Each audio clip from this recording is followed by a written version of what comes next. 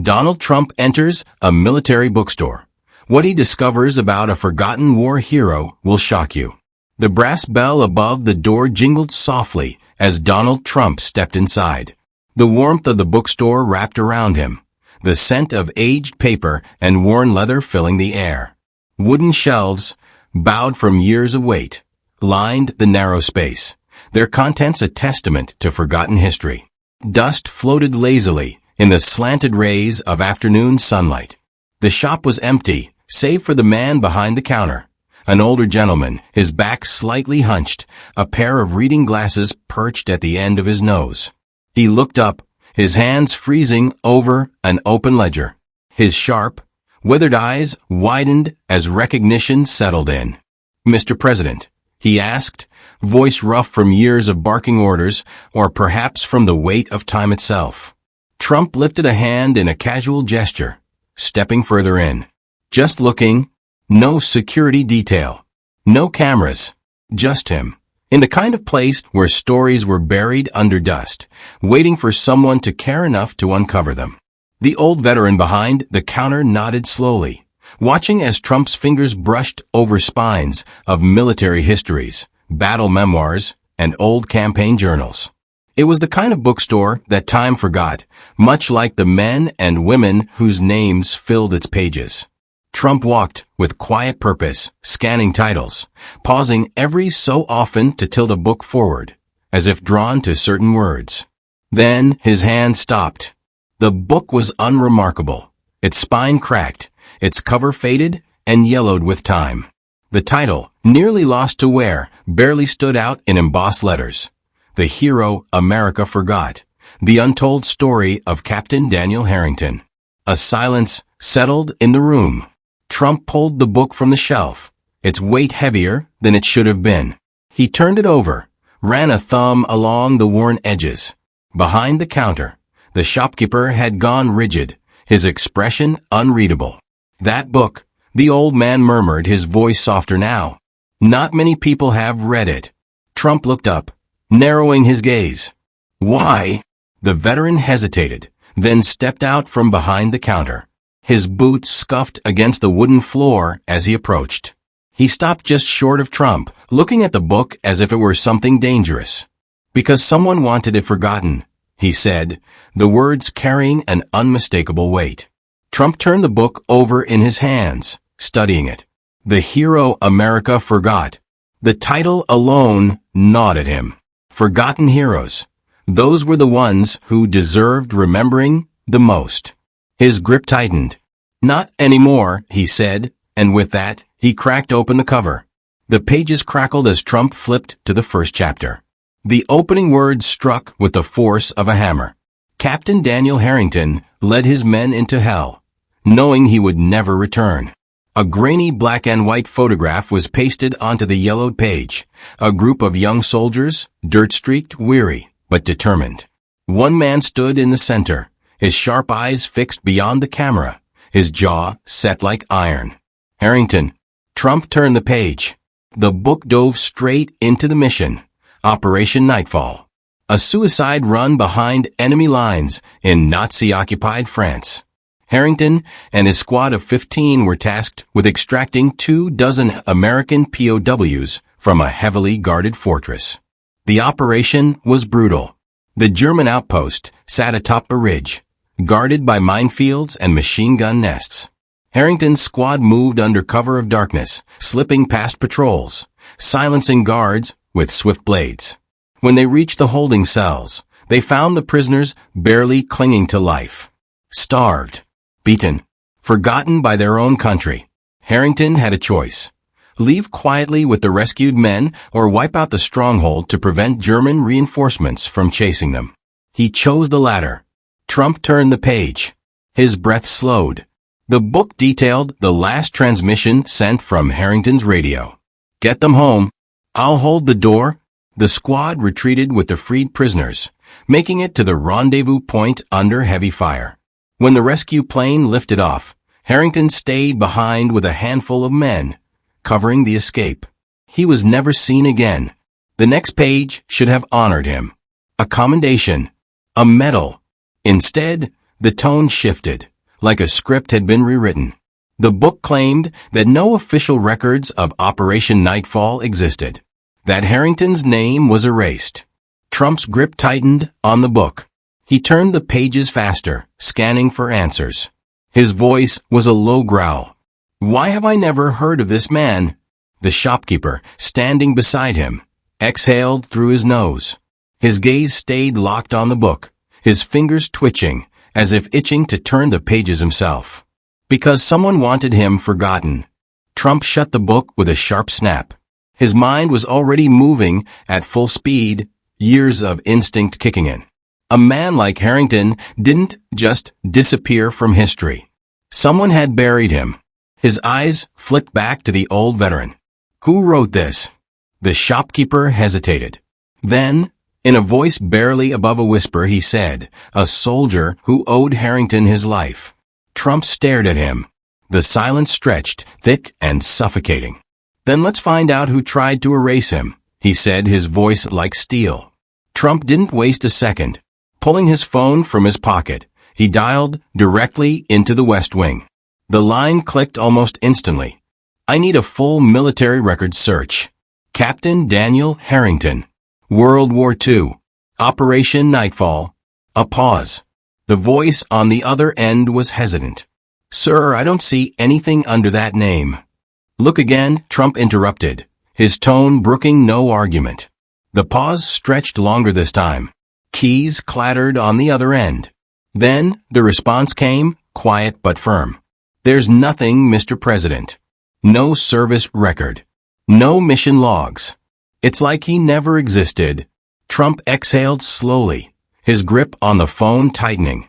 A decorated soldier didn't just vanish from history. Someone had made him vanish. He turned to the shopkeeper, the book still clutched in his hand. "Where did you get this?" The old veteran studied him, then gave a slow nod, as if deciding something. He reached beneath the counter, pulling out a thick, yellowed envelope. The paper was brittle, the ink faded, but the handwriting was sharp. He slid it across the counter. "I found this inside the book years ago. Never showed it to anyone." Trump picked it up carefully, his instincts screaming that this was important. He unfolded the letter. The words inside hit him like a punch to the gut. Harrington was betrayed by his own. Trump read it again, and again. The words burned into his mind. Betrayed. By whom?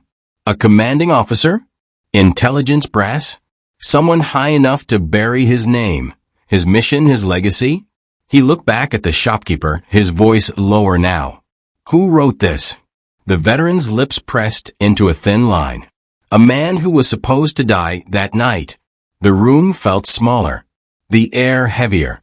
A war hero had been erased, and now, for the first time in decades, the truth was clawing its way back to the surface. Trump slid the letter into his jacket pocket. His next move was clear. "Not anymore," he said, striding toward the door. "We find out who did this." Trump strode into the Pentagon's Classified Archives division, his presence turning heads as he made his way down the stark, fluorescent-lit hallway. The head of the military archives, a stiff-backed man in a meticulously pressed uniform, was already waiting. He stood rigid as Trump approached, his face unreadable, but there was something in his eyes, something wary. Trump didn't waste time. He slapped the book onto the desk between them. The impact echoed through the room.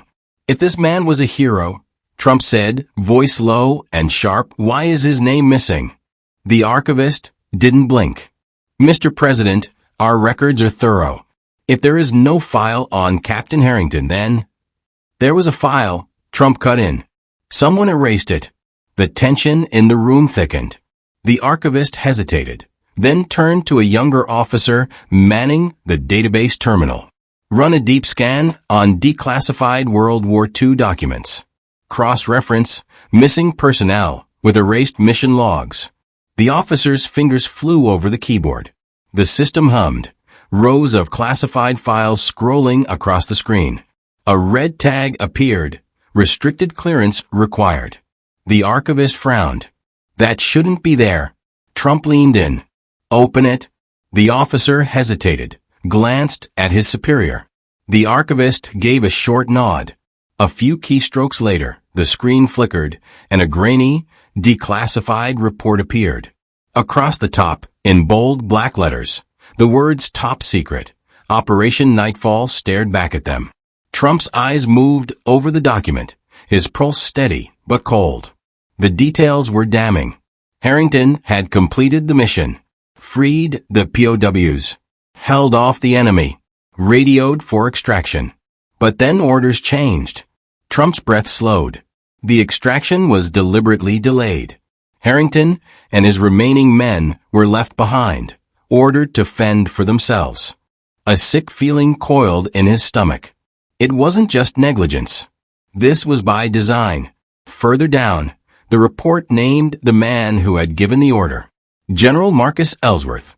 A war hero on paper. A man who had climbed to the highest ranks of military command. Trump exhaled sharply, his mind already working ahead. Ellsworth had been untouchable for decades, revered in history books.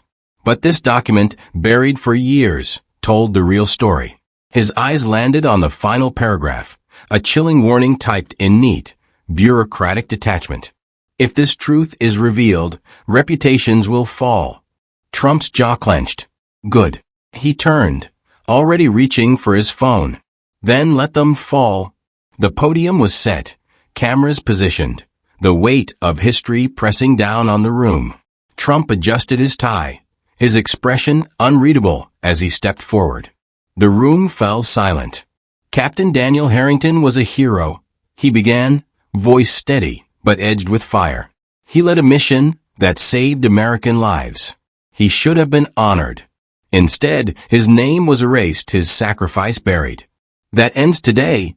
The declaration sent a shockwave through the country. News outlets scrambled, headlines blaring. President uncovers forgotten war hero, demands justice. But behind closed doors, the backlash was immediate. Pentagon officials, politicians, retired generals, voices of authority that once stood unchallenged, were now in panic. A closed-door meeting erupted with tense arguments. A senator leaned forward, voice low and sharp. Mr. President, we strongly advise against pursuing this. Digging up the past won't change history. It will only erode trust in our military leadership. Trump met his gaze without blinking. I don't care about reputations. I care about justice. The room fell into a stunned silence. No one spoke after that. They understood. The fight was over before it began. Hours later, his team delivered the final piece of the puzzle, a contact. A name. A grandson.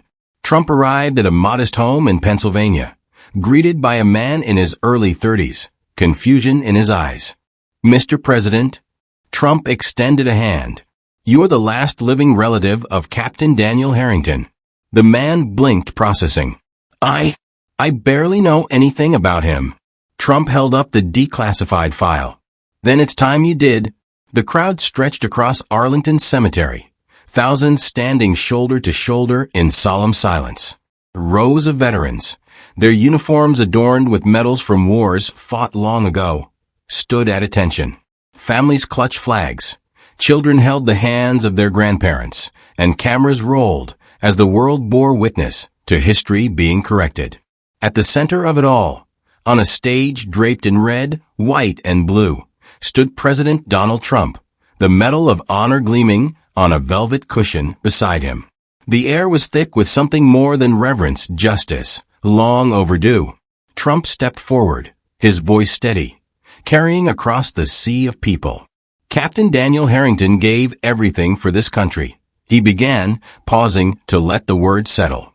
He led his men behind enemy lines, saved American lives, and made the ultimate sacrifice. And yet, for decades, his name was erased.